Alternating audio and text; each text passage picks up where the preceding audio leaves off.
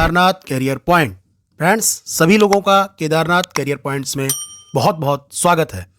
Friends, इस video में जो है हम डिस्कस करने जा रहे हैं जनवरी 2025 की जो रिसेंट मैगजीन है क्रॉनिकल, जो मंथली मैगजीन आती है, उसके सभी सेगमेंट्स को सेगमेंट वाइज, जैसे पहले स्टेट्स की जितनी भी इंपॉर्टेंट करंट अफेयर की अपडेट्स हैं उनको डिस्कस करेंगे, और इसी तरीके से उसके बाद नेशनल जो इंपॉर्टेंट अपडेट्स हैं उनको डिस्कस करेंगे। देन उसके बाद इंटरनेशनल, यानी आपको पूरी मैगजीन लाइन बाय लाइन जितने भी इंपॉर्टेंट टॉपिक्स कवर कराए गए हैं मैगजीन में, वो सभी के सभी आपको इस वीडियो में कवर कराए जाएंगे सेगमेंट वाइज। तो सबसे पहला जो हमारा सेगमेंट है वो है यूपी करंट अफेयर्स का, यानी उत्तर प्रदेश का जो करंट अफेयर्स है जनवरी 2025 का, उसको हम क्रॉनिकल मैगजीन के थ्रू कवर करेंगे। तो चलिए दोस्तों, आज का डिस्कशन हम लोग स्टार्ट करते हैं हमारे पहले टॉपिक से। तो जो हमारा पहला टॉपिक है वो है कि उत्तर प्रदेश में डबल डेकर इलेक्ट्रिक बस चलाई गई है पहली बार।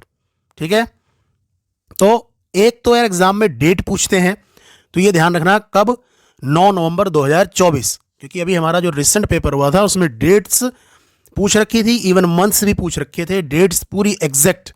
तो ये ध्यान रखना कि भाई जब करंट अफेयर्स को हम मंथली फॉलो करते रहते हैं लगातार, तो वो चीज़ें माइन्यूट जो हमारी फैक्चुअल डाटा है वो माइंड में कहीं ना कहीं रहता है, तो इसलिए डेट्स वगैरह हर चीज़ को ध्यान रखना है।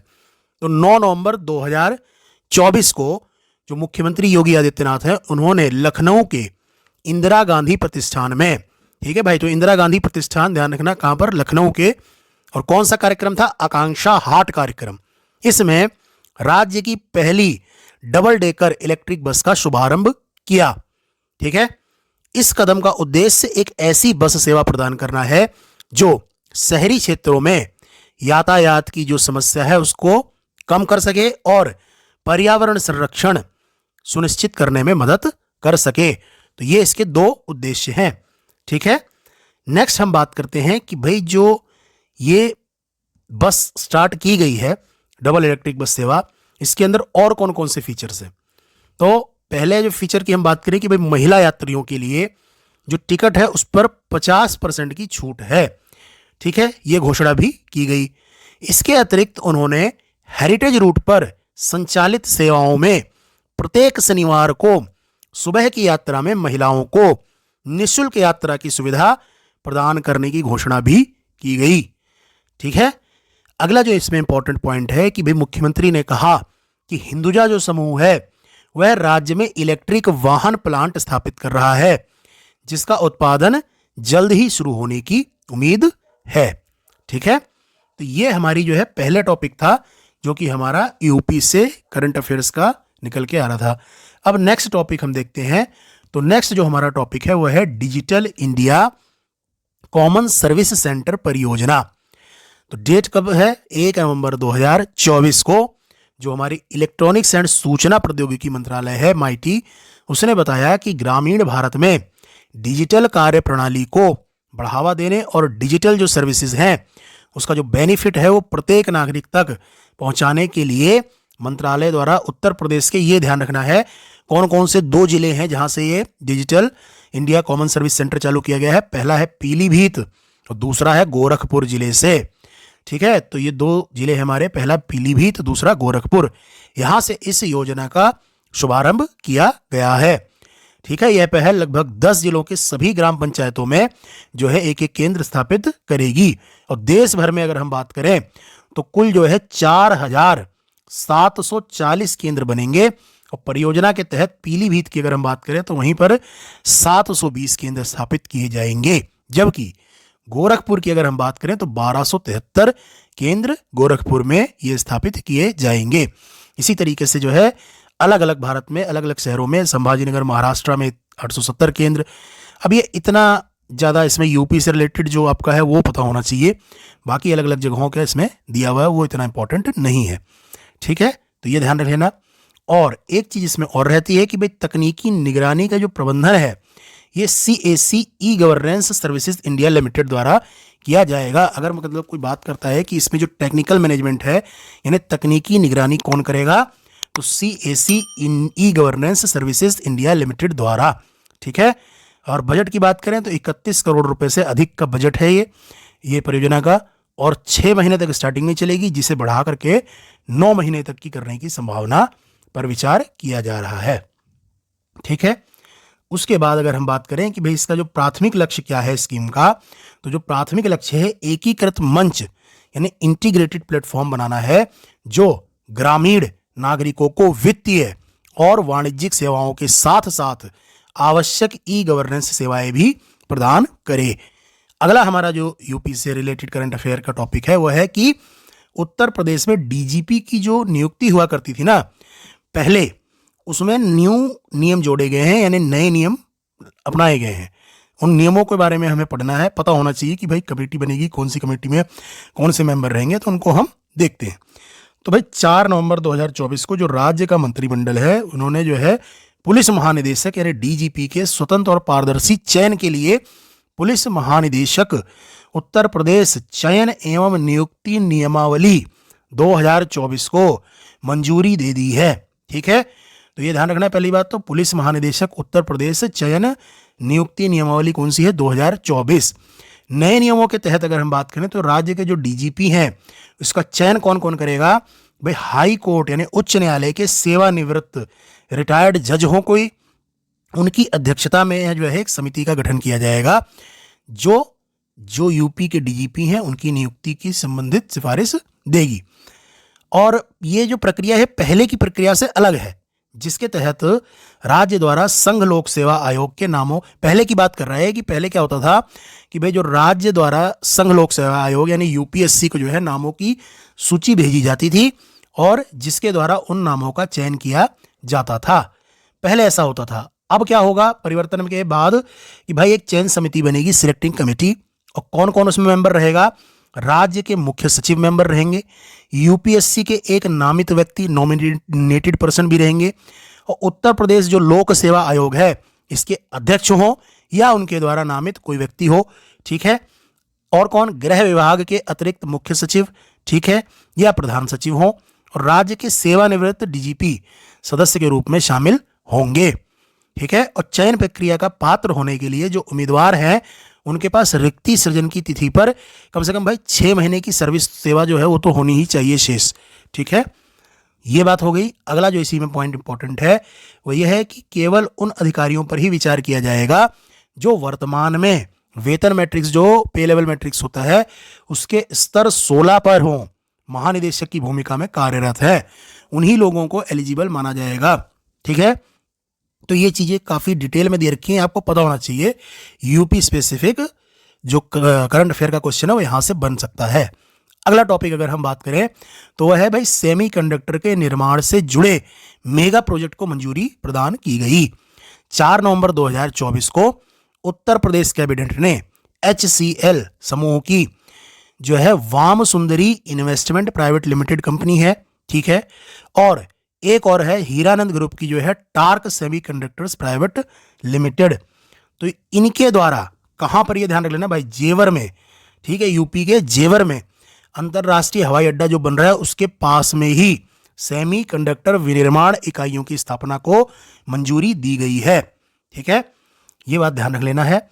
और बाकी ये दे रखा है कि भाई कौन सी कंपनी कितना इन्वेस्ट करेगी, तो खैर थोड़ा सा वैसे ध्यान रख सकते हैं, इतना भी इंपॉर्टेंट नहीं है, बट 3,706 करोड़ रुपए जो है ये वाम सुंदरी जो इन्वेस्टमेंट कंपनी है उसके द्वारा निवेश किए जाने की संभावना है।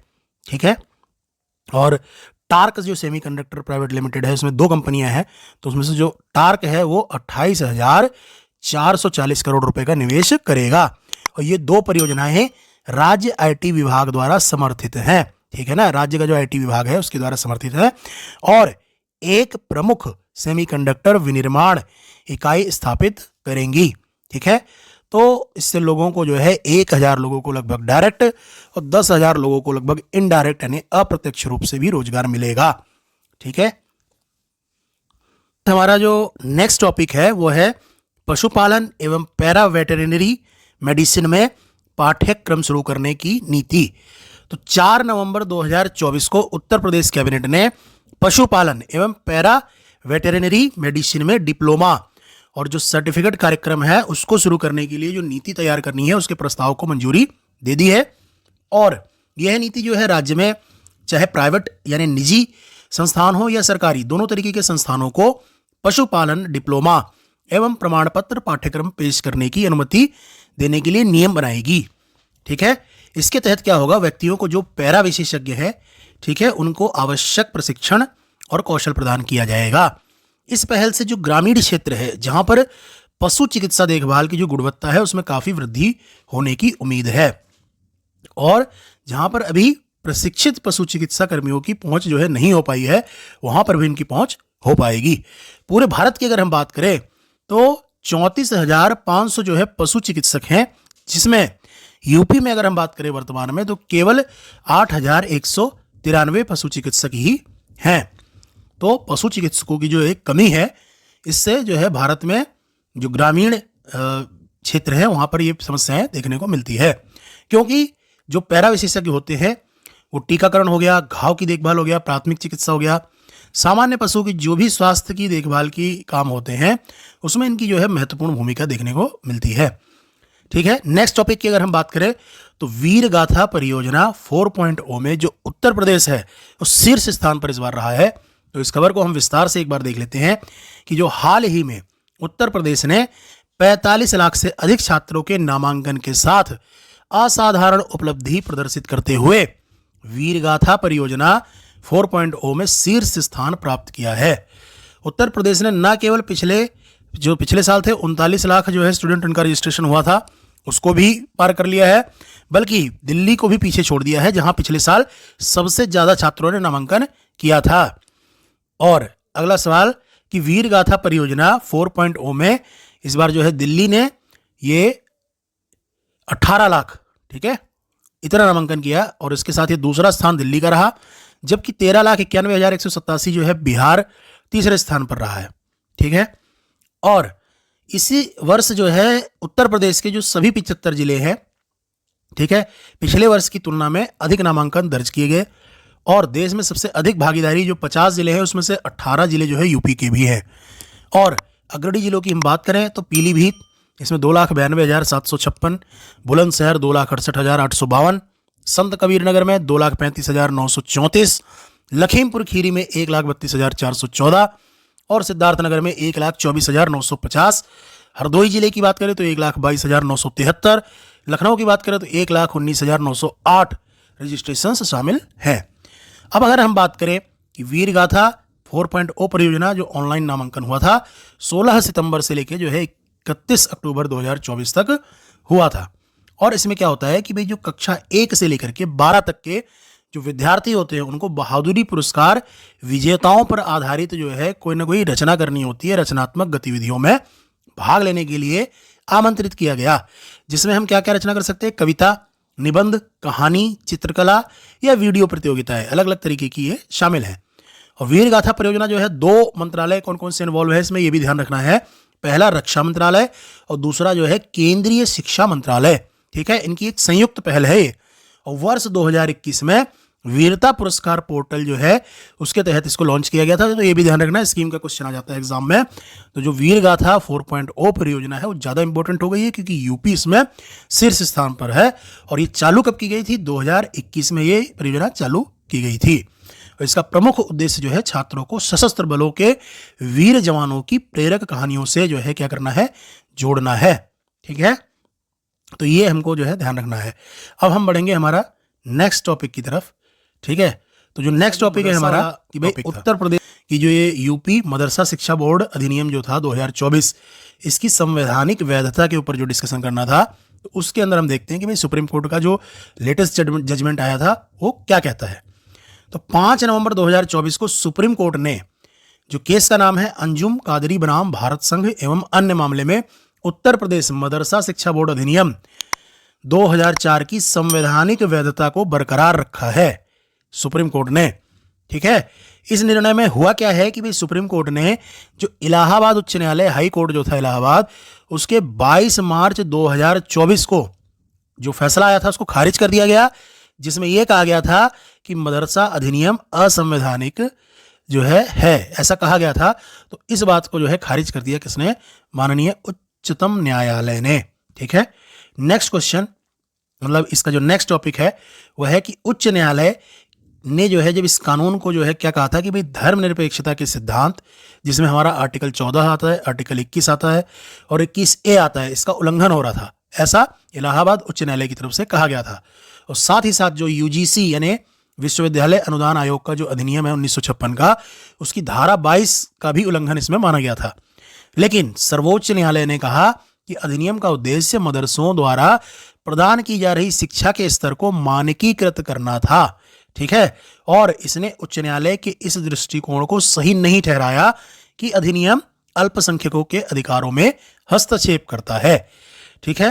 तो जो हाई कोर्ट का निर्णय था उसके जो है बिल्कुल अपोजिट निर्णय दिया किसने, सुप्रीम कोर्ट ने, ठीक है। नेक्स्ट पॉइंट इसमें हम देख लेते हैं क्या है कि भाई सर्वोच्च न्यायालय ने जो है अधिनियम के उन प्रावधानों को खारिज कर दिया जो मदरसा बोर्ड को उच्च शिक्षा, जिसको कहते हैं कामिल या स्नातकोत्तर जो पाठ्यक्रम है, और फाजिल यानी जूनियर शोध कार्यक्रम, इसके लिए जो निर्देश और पाठ्य पुस्तकें निर्धारित करने की शक्ति प्रदान करते हैं, ठीक है। तो इसको खारिज कर दिया गया इसके प्रावधानों को। इसमें जो नेक्स्ट पॉइंट आता है हमारा इंपॉर्टेंट, कि सुप्रीम कोर्ट ने यह भी माना कि जो मदरसा अधिनियम है राज्य विधानमंडल के विधायी क्षमता में आता है, क्योंकि ये समवर्ती, ये भी ध्यान रखना कि भाई जो ये शिक्षा है ये समवर्ती सूची का जो प्रविष्टि 25 जो एंटिटी है 25 नंबर पर, जिसमें क्या कहता है शिक्षा, तकनीकी शिक्षा, चिकित्सा शिक्षा और विश्वविद्यालय, ये समवर्ती सूची का विषय है, ठीक है। एग्जाम में ऐसे क्वेश्चन जो करंट अफेयर का जो बेसिक टॉपिक है इंडियन कॉन्स्टिट्यूशन में उठा लेता है, तो ये भी ध्यान रखना। नेक्स्ट टॉपिक की अगर हम बात करें तो वह है कि आगरा और प्रयागराज में जो है प्रमुख क्लस्टर्स का विकास किया जाएगा। 8 नवंबर 2024 को जो Uttar Pradesh state industrial development authority है उसने national industrial corridor development corporation के साथ स्टेट सपोर्ट एग्रीमेंट और शेयर होल्डर एग्रीमेंट पर हस्ताक्षर किए, ठीक है। यह समझौते औद्योगिक विकास और वैश्विक अवसंरचना विकास को बढ़ावा देने के लिए भारत सरकार की प्रतिबद्धता को रेखांकित करते हैं। अब इसमें ज़्यादा मेन बात आती है जो है वो इस पॉइंट में आती है कि भाई इसका उद्देश्य क्या है। तो इसका उद्देश्य है कि अमृतसर कोलकाता इंडस्ट्रियल कॉरिडोर जो है, इस पहल के तहत आगरा और प्रयागराज में प्रमुख क्लस्टरों का विकास करना है। तो इसमें कहाँ कहाँ पर दो जो है ये जगह याद रख लेना, आगरा और प्रयागराज, यहाँ पर इसका विकास करना है, किसका, प्रमुख क्लस्टर्स का। और इन क्लस्टरों का विकास व्यवसायों के लिए एक सक्षम माहौल प्रदान करेगा, रोजगार के अवसर देगा, और ये सब बातें तो खैर उत्तर प्रदेश की प्रतिस्पर्धी क्षमता को बढ़ाएगा, ये जनरल बातें हैं। अगला पॉइंट इसमें देख लेते हैं कि आगरा में एक एकीकृत विनिर्माण क्लस्टर शहर के इनर रिंग रोड के किनारे 1058 एकड़ में स्थित है, ठीक है। तो आगरा में जो एकीकृत विनिर्माण क्लस्टर है वो 1058 एकड़ में स्थित है, ठीक है। और यह महत्वपूर्ण अवस्थिति Delhi NCR, Agra Lucknow expressway सहित महत्वपूर्ण जंक्शनों के लिए निर्बाध कनेक्टिविटी सुनिश्चित करती है और इसे एक आदर्श औद्योगिक केंद्र बनता है, ठीक है। तो ये सब जनरल बातें हो गई। मेन चीज जो है आप लोगों को ये याद रखना है कि भाई आगरा और प्रयागराज में जो है ये प्रमुख क्लस्टर्स बनाए जाएंगे, ठीक है। और उद्योगों की बात करें तो इसमें कई तरीके के उद्योग हैं, जैसे खाद्य प्रसंस्करण उद्योग, ठीक है।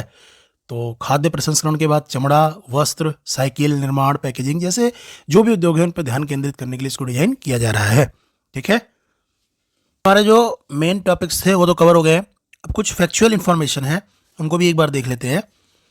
तो उसमें हमारी जो पहली इन्फॉर्मेशन है वो है कि भाई 26 नवंबर 2024 को उत्तर प्रदेश सरकार ने 16,000 से अधिक परिषदीय विद्यालयों के कायाकल्प के लिए कंपोजिट ग्रांट के रूप में 185 करोड़ रुपए जारी किए।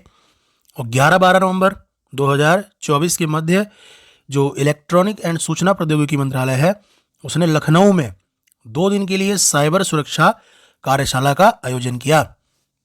अगला पॉइंट है हमारा कि 15 से 18 नवंबर 2024 के मध्य वृंदावन योजना पार्क लखनऊ में भारतीय उद्योग परिसंघ एग्रोटेक इंडिया कृषि भारत जो है इसके 16वें संस्करण का आयोजन कहाँ किया गया, लखनऊ में, ठीक है।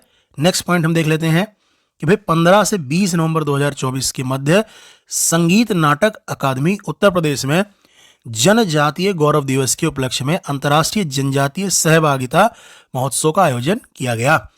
अगला पॉइंट है कि 11 से 23 नवंबर 2024 के मध्य पंचायती राज प्रशिक्षण संस्थान कहाँ पर है, लखनऊ में, इसमें नवनियुक्त जो है उद्यमी मित्रों के विशेष ज्ञान आवश्यक कौशल क्षमता को बढ़ावा देने के उद्देश्य से उद्यमी मित्र प्रशिक्षण कार्यक्रम का आयोजन किया गया।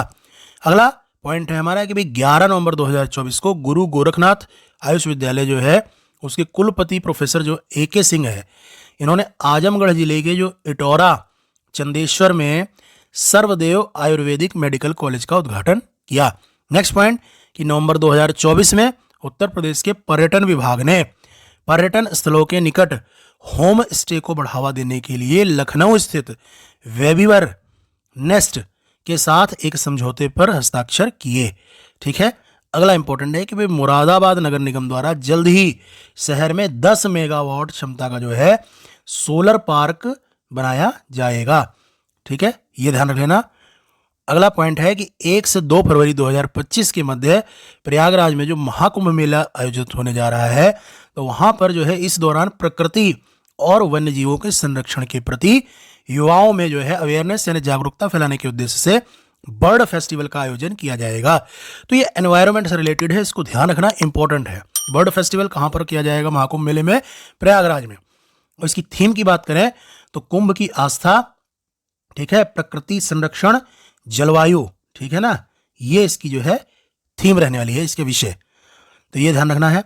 अगला हमारा जो पॉइंट है कि भाई 4 नवंबर जो है इस 2024 को मुख्यमंत्री योगी आदित्यनाथ की अध्यक्षता में जो है उत्तर प्रदेश कैबिनेट द्वारा फॉरेन डायरेक्ट इन्वेस्टमेंट एवं फॉर्चून जो 500 कंपनियों के निवेश की जो प्रोत्साहन नीति जो है 2023, उसमें संशोधन को मंजूरी दी गई। और संशोधन के तहत अब ऐसी विदेशी कंपनियों को भी निवेश की छूट दी गई जो इक्विटी के साथ साथ लोन या किसी अन्य स्रोत से धनराशि की व्यवस्था करती हैं। तो फ्रेंड्स, आपका जो ये जनवरी 2025 का था क्रॉनिकल मैगजीन का पूरे मंथ का जो है वो करंट अफेयर्स जो यूपी स्पेशल था वो कवर हो चुका है इस वीडियो में। तो इसके बाद हम जो इसके बाकी सेगमेंट्स हैं उनको डिस्कस करेंगे। तो आप लोग जो है चैनल को सब्सक्राइब कर लो ताकि आपको जो नेक्स्ट इसके पोर्शंस हैं वो भी मिलते रहें और ऐसी ही बहुत महत्वपूर्ण वीडियोस आपको टाइम टू टाइम मिलती रहें। तो thank you for watching the video. मिलते हैं नेक्स्ट वीडियो में।